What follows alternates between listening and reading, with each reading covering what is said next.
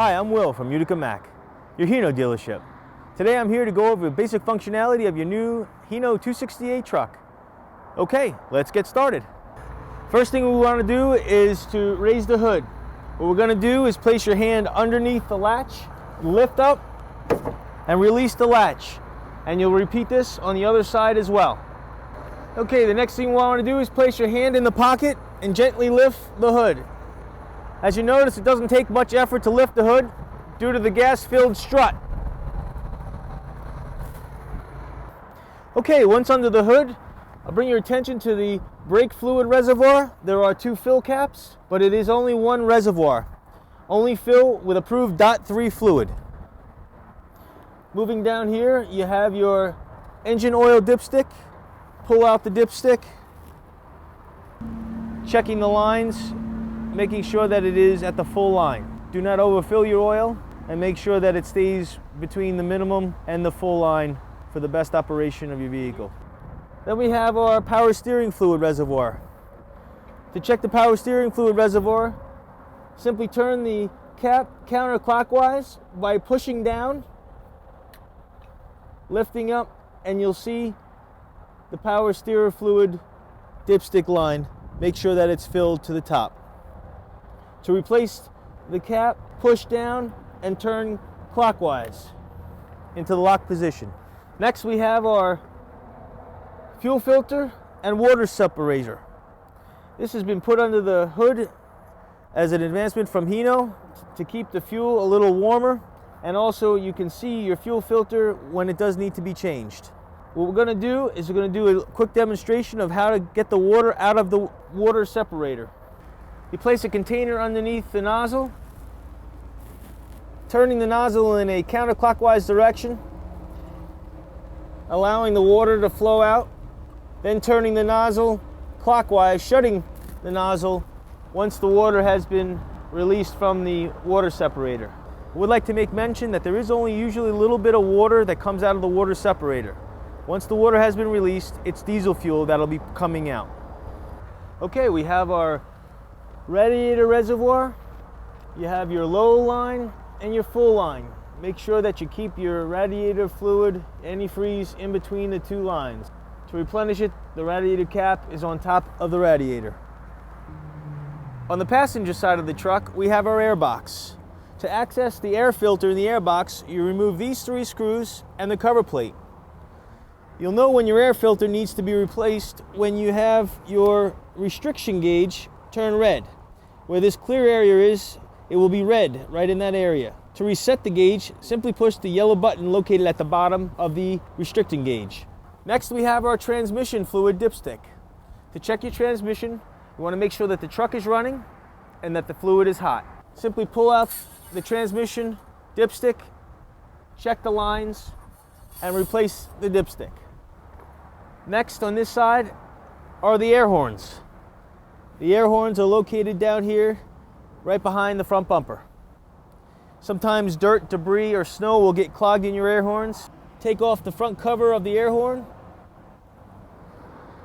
clean out the debris, replace your front cover. Right behind the airbox, we have 2 fuse and relay panels. Here you have your DEF tank, your diesel exhaust fluid tank. You have 2 gauges, a bubble gauge located on the tank and one on your dashboard that's electronic. Do not contaminate this tank with any sort of diesel fluid, washer fluid, or water. Make sure you only put approved DEF fluid into this tank. To fill this tank, open the cover, insert the filler nozzle, and fill your DEF tank, watching the gauge until it reaches the full line. Remove your nozzle and replace your DEF cap. I would also like to make mention that this hole is a lot smaller than a diesel pump filler nozzle would be. Again, do not contaminate this tank with anything other than DEF approved fluid. To shut the hood, simply place your hand in the pocket, pushing back, and again, it doesn't take much effort to close the hood because of that gas strut.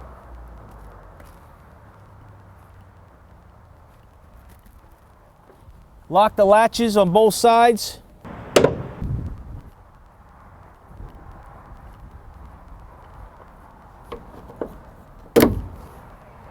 And you're ready to go. Okay, if you open your passenger side door, you'll notice underneath the passenger seat, you'll have the windshield washer fluid.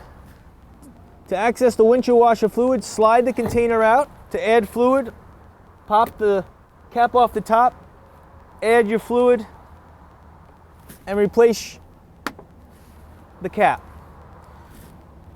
Push the fluid container back into the rail, and you're ready to go. Right next to the washer fluid, you have your emergency triangle kit. Release the 3 little snaps, and you can access your triangle kit. Okay, once inside the cab, if you notice the dashboard has a little cutout, place your hand inside this, gently pull out, and it'll reveal the fuses and relays. This is your main fuse panel for the interior of the cab. It has your horn, your radio, your lights, turn signals, anything that you would really use on a regular basis is accessed right here.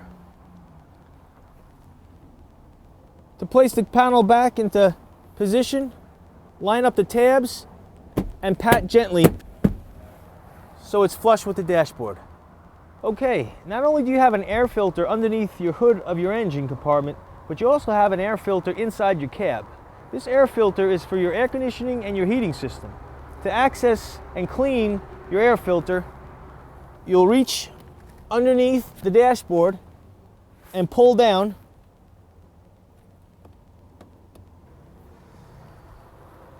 This is what the air filter looks like.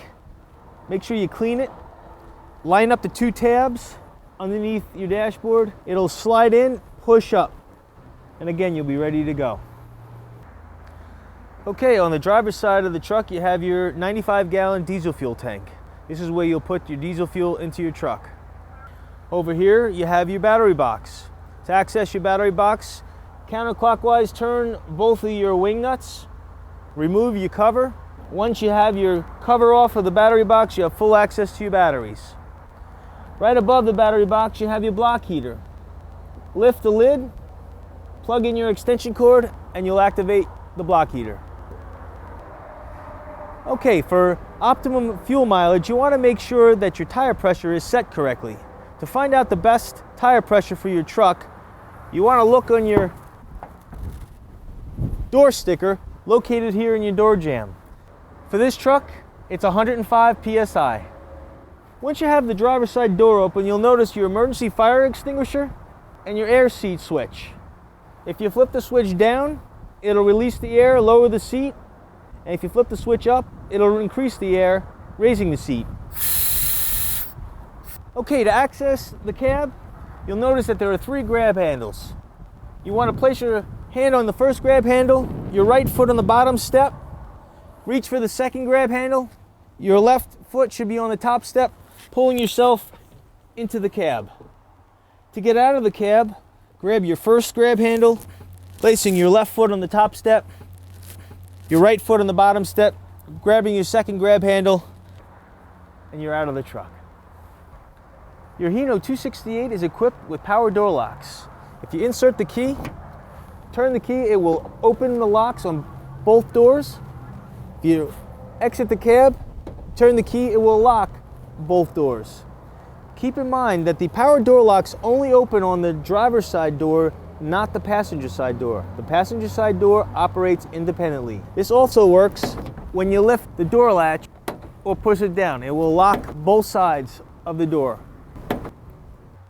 Okay, once inside the cab, I'd like to make mention about a program Hino has. It's called Hino Watch. No, it's not a wristwatch, it's Hino Watch. And basically what that is if you run out of fuel, they'll come and fill up your DEF tank or your fuel tank, but it will be a cost to the driver and or your company. If you need a jump start or if you lock yourself out of your cab, that will be a no-charge service provided by Hino Watch.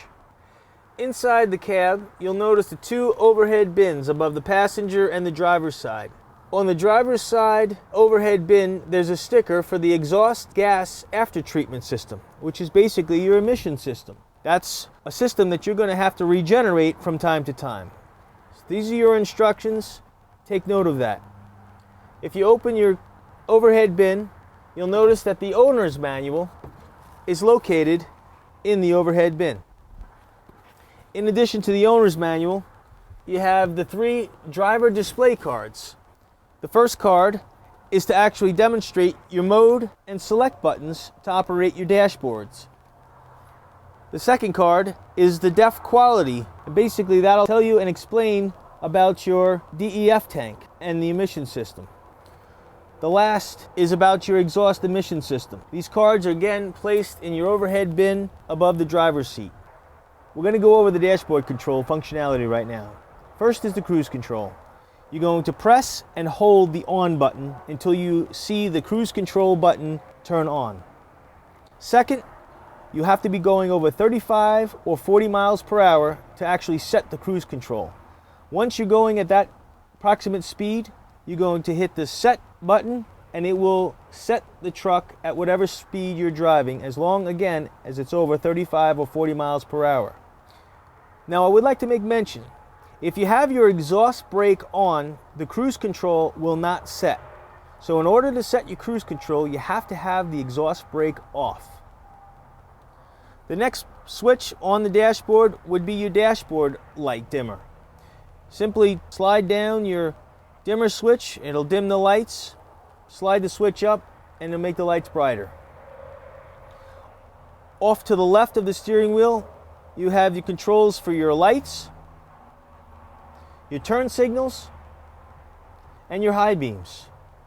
Below you have your control for the tilt wheel, which you lift up the knob to adjust the steering wheel up and down and forward and back. Lock it back into place and you're ready to drive. On the right side of the steering wheel, you have your exhaust brake, which again, if you turn it on, your cruise control will not set. You also have your hazard lights and your wipers, along with the wiper spray. In the center of your steering wheel, you have your city horn. On the dashboard, you have your air horn. If your truck is equipped with a liftgate and a box, you have a liftgate power switch and a cargo hold light. Next to the cargo hold light switch, you have the idle control for the truck. If you're idling, you can raise the idle for your truck or lower the idle. Over here you have your radio. To operate your radio, please reference your vehicle owner's manual. Below the radio you have your power mirrors, your right side and your left side. Right here we have our air conditioning and our heater controls. Below your air conditioning and heater controls, you have your cigarette lighter and you have your power mirrors heater switch. If there's snow or ice, flip the heated mirror switch and it'll defrost the snow or ice that's on your mirrors. Next to the heated mirror switch, you have your manual regeneration of your emissions. That switch referred to your owner's manual and the driver's cards that we were discussing earlier. You have 2 storage bins and cup holders. Over here you have the transmission lever. The transmission lever, we would recommend keeping it in overdrive for maximum fuel efficiency. Next to the transmission lever is your economy and power switch. If you're running up a hill and you need more power, flip to the power mode. Once conquering the hill, then go back to the economy mode for maximum fuel efficiency. Next to the transmission lever, you have your parking brake. To set the parking brake, reach down and pull up the parking brake handle. To depress, push in the switch and release the parking brake. If you don't release the parking brake all the way down to the bottom, the parking brake light will not go out. Behind the parking brake, you have your 2 more cup holders and storage. If you lift this little latch, it'll reveal extra storage. We at Utica Mack would like to thank you for your business. If you have any questions or concerns about your new Hino 268 truck, please don't hesitate to contact our owner, Tom Highland, or myself. I'd like to thank you for your time today, and I hope you enjoy your new truck. I'm Will Michaels for Utica Mack.